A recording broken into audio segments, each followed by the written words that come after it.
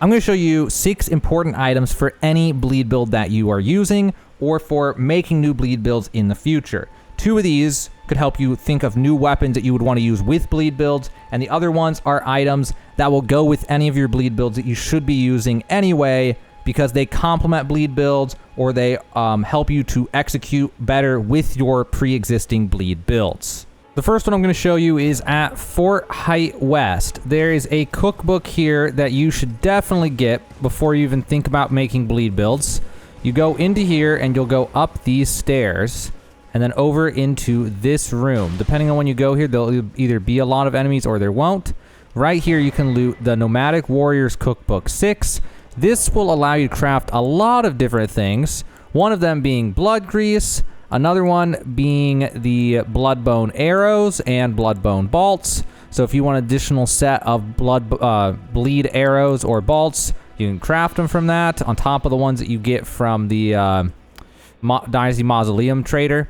But then also, again, the blood grease and drawstring blood grease, because you can turn weapons into bleed build weapons if you would want to. Also, if you want to know where to farm root resin and blood rose, there's a bunch of different places. These are like the blood rose is not the best place. Root resin, I think I know the best place. Blood rose, you can actually just farm it right at Fort Height West. There is one of them right here. There's one of them back there, and then another one way back there, and then one behind the fort. And I think there was one somewhere, I think right here, right on the other side of this, there's one. There it is. And you can just do that and then reset at the Grace and go run around and do that. The root resin, on the other hand, there's a really good place to farm it over at the Revenger Shack at Lake Liurnia. At this side of Grace, there's a really insane farming spot for the root resin. So you'll go over here, and there are 3 of them right over here to the, what is this, west of the side of Grace. Then you'll immediately run over to the east following this giant mountainous rock thing. And then over here are 2 more root resins, and then you will just go and sit back down at the side of Grace and repeat until you have as much root resin as you could ever want in order to make your blood grease. The next item that you want is a helmet. It will just make you do more damage whenever a bleed procs in your vicinity. The way it'll work is if a bleed procs near you, it'll then just give you a buff that lasts for, I don't remember, 15 seconds or something, that makes you do more attack power with your primary weapon. So you'll need to be at Dynasty Mausoleum. If you don't have this place, I'll try to remember to link in the description of this video below the first paragraph. I'll try to link my video on the 3 different ways you can get here. There's an early game way, a late game way, and then a way you can just do it at any point with exploits. It actually takes a while, but it's just something fun you could try to do if you're bored.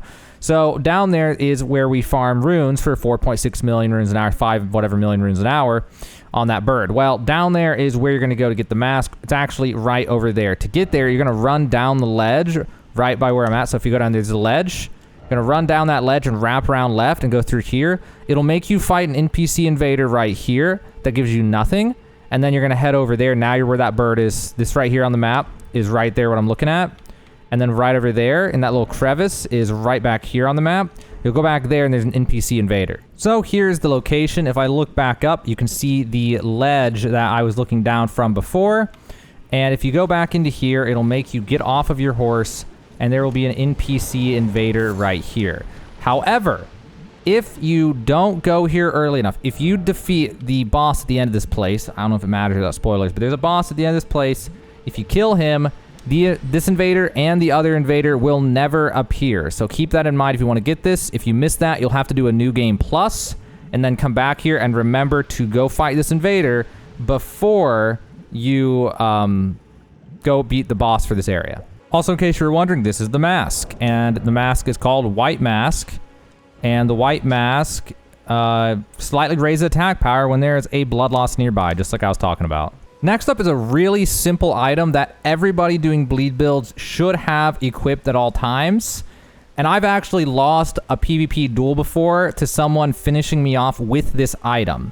So there's a throwing knife that will proc bleed. And it's extremely useful for situations where you are hitting someone with bleed and then they roll away and get some distance. And you can throw the knife at them. And if they're sloppy and get hit, you could finish your bleed proc on them with it and then finish them off. I've had it happen to me. I'm sure it's happened to a lot of people. So this item is the Kukri. It's just a basic kind of throwing knife. You can hold 30 at a time. It inflicts bleed when it hits people. You can buy it at the Nomadic Merchant at Castle Morn Rampart, Side of Grace, down here in Limgrave? No, Weeping Peninsula. Weeping Peninsula. So it's this guy right here. If you talk to him, he has an unlimited amount of kukris that you can purchase for 60 runes apiece. And like I said, they inflict bleed. Extremely useful item to have on. And again, for any bleed build, it's just something you can have on, and when someone rolls away, you just chuck one at them and try to finish your bleed. Really useful item to have. Next up is an incantation that every bleed build user should have. It's just a nice thing to throw at your enemy because the way it travels, what it does, it makes them have to dodge and makes them vulnerable. It's a really nice thing, a nice change up to throw at people. That is the Swarm of Flies. Now, this recently got nerfed in 1.04, but I can tell you, it's still a very, very strong incantation, especially in PvP. But even in PvP, and I want to make this video again, bleeds are for bleed builds, PvP, PvE regardless. I just want to show you items that complement bleed builds regardless of what you're using them for. In order to get this, you'll have to go to Dynasty Mausoleum, Palace Approach Ledge Road, Side of Grace. You'll run down past all of these guys, and this one you can obtain even if you've defeated the boss for this area. It does not matter. So you'll run down here, and there will be caves on your right. There's one right here that you'll skip, and then there's another one just past it. And when you go into here, there will be an item right here that I've already grabbed on this dead body thing right here.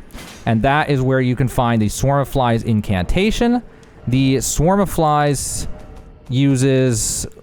I'm going to go to it. It uses 11 Faith and 16 Arcane.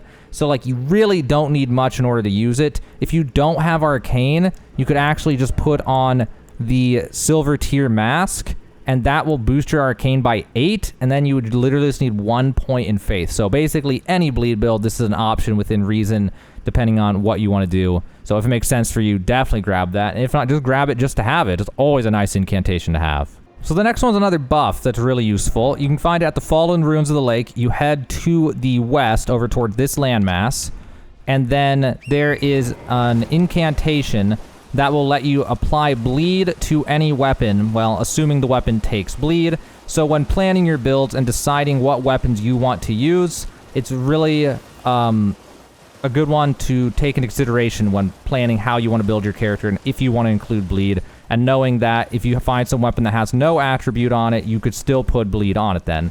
So you'll find this broken down church, and right off this ledge to the northwest, there will be 2 of those like bug things, I forget what they're called.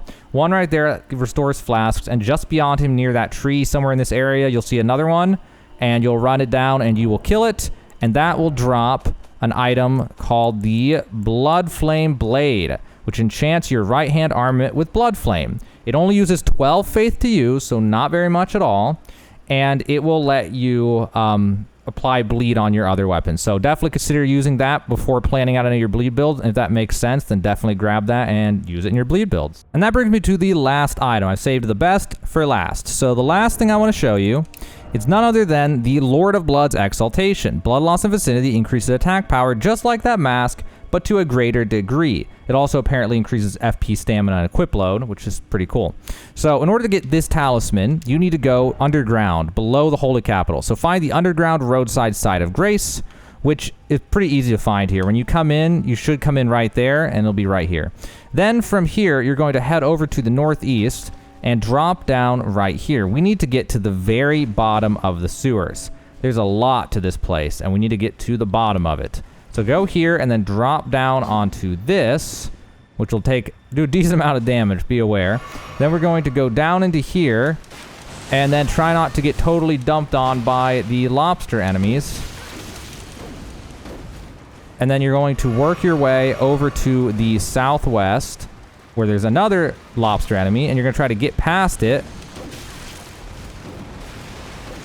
and then get over into this area right here, and you're going to head over to the right, over to this Side of Grace. And when you unlock this Side of Grace, you will now have the Lendel Catacombs Side of Grace. So this place is a maze. It's just like every other catacomb where it's a maze, but this one's obnoxious. So this door is the one we need open.